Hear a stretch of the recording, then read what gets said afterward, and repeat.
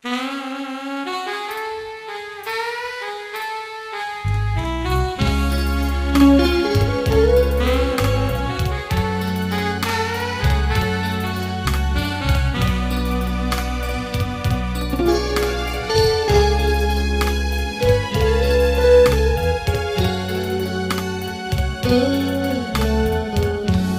นเฮาผู้เขา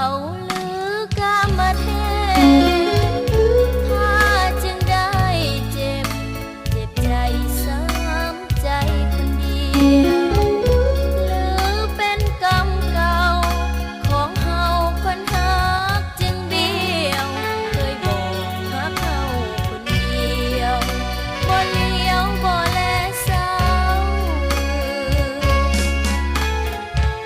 สิ้นสุขสิ้นหวังฮักจางใจเศร้าน้ำตานองเบาสุดเหงา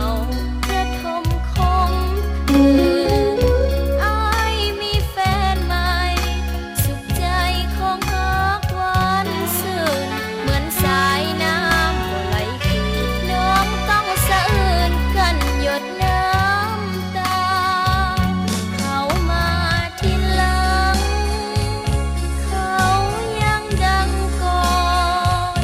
ได้ห่วงเพียงอ่อนเป็นคู่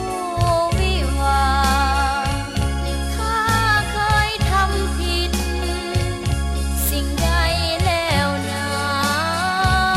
เหมือนเทวานั้นพร้อมพากันลงทันแฟนเฮาคู่เขาหรือสวรรค์สร้าง